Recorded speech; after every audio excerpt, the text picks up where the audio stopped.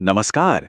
जरा सोचिए, साल 2026 में आसमान में एक जबरदस्त नजारा दिखने वाला है। एक ऐसी खगोलीय घटना जिसे रिंग ऑफ फायर या आग का छल्ला कहते हैं। तो चलिए, बिना देर किए सीधे जानते हैं कि आखिर ये दिलचस्प आग का छल्ला है क्या। तो भाई, ये रिंग ऑफ फायर है क्या भला? असल में इसे कहते हैं वलयाकार सूर्य ग्रहण। होता यह है कि चंद्रमा सूरज और पृथ्वी के ठीक बीच में आ जाता है, लेकिन एक ट्विस्ट है। वो अपनी ऑर्बिट में इतना दूर होता है कि सूरज को पूरी तरह से ढक नहीं पाता। तो नतीजा क्या होता है? चंद्रमा के चारों तरफ सूरज की रोशनी का एक चमचमाता हुआ छल्ला बन जाता है। और बस इसी कमाल के नज़ारे को रिंग ऑफ फायर कहते हैं। अब सबसे बड़ा सवाल, ये शानदार नज़ारा दिखेगा कहाँ से? क्या हम इसे देख पाएंगे? आइए जरा इस ग्रहण के रास्ते को समझते हैं। तो ये दिखेगा कहाँ? यहीं पर थोड़ा सा ट्विस्ट है कहानी में। वो जो पूरा रिंग ऑफ फायर वाला अनुभव है ना, वो सिर्फ एक बहुत ही पतली सी पट्टी से दिखेगा। और मजे की बात यह है कि वो रास्ता भी ज्यादातर अंटार्कटिका के ऊपर से गुजर रहा है। हाँ, दक्षिण अमेरिका और दक्षिणी अफ्रीका जैसे कुछ इलाकों में लोगों को आंशिक सूर्य ग्रहण जरूर देखने को मिलेगा, जहां ऐसा लगेगा कि सूरज का एक हिस्सा किसी ने काट लिया है। तो साफ साफ शब्दों में कहूं तो हम में से ज्यादातर लोगों के लिए ये ग्रहण आसमान में नहीं दिखने वाला। ये भारत या दुनिया के कई बड़े हिस्सों से बिल्कुल दिखाई नहीं देगा, क्योंकि चंद्रमा की परछाई उन जगहों पर पड़ेगी ही नहीं। तो चलिए, एक पल के लिए मान लेते हैं कि कोई सही जगह पर है, तो उसे असल में दिखेगा क्या? क्योंकि ये दो बिल्कुल अलग अलग अनुभव हैं। देखिए, दोनों नज़ारों में ना जमीन आसमान का फर्क है। अंटार्कटिका में जहां पूरा ग्रहण दिखेगा, वहां लगभग 2 मिनट के लिए सूरज एक आग के छल्ले जैसा नजर आएगा, एक जादुई नजारा। वहीं दूसरी तरफ जहां आंशिक ग्रहण होगा, वहां ऐसा लगेगा मानो चांद ने सूरज का एक बड़ा हिस्सा खा लिया हो, लेकिन कोई पूरा छल्ला नहीं बनेगा। अब एक बहुत बहुत जरूरी बात पर आते हैं, सुरक्षा। अगर कभी भी सूर्य ग्रहण देखने का प्लान बने, तो ये चेतावनी सबसे ज्यादा जरूरी है। देखिए, 3 सिंपल रूल्स हैं हमेशा याद रखने वाले। पहला, हमेशा सही प्रोटेक्शन का इस्तेमाल करें, जैसे कि खास तौर पर बने सोलर एक्लिप्स ग्लास।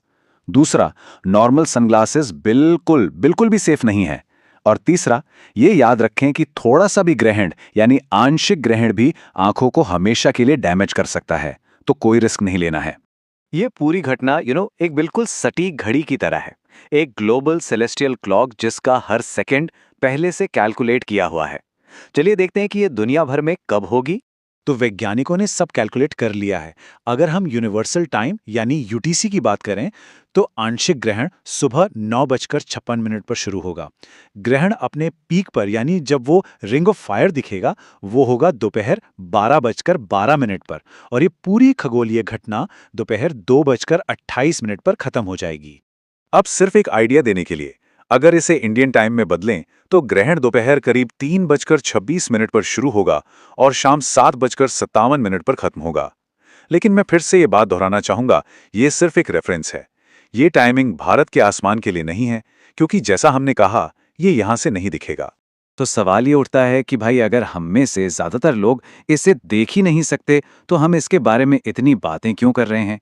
आखिर ये ग्रहण इतना जरूरी क्यों है? चलिए इसी सवाल का जवाब ढूंढते हैं।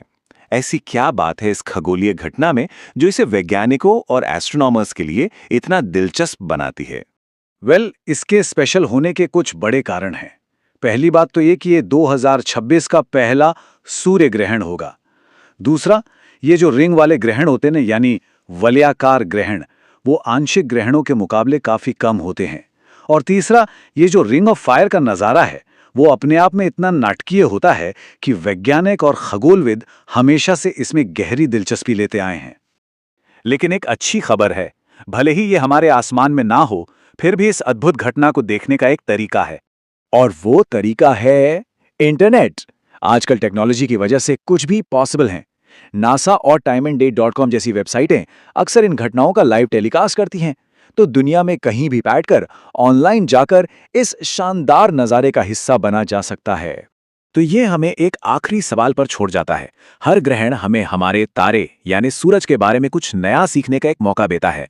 तो सवाल यह है कि इस बार जब चांद की परछाई धरती पर पड़ेगी, हम अपने ब्रह्मांड के बारे में क्या नया खोज पाएंगे?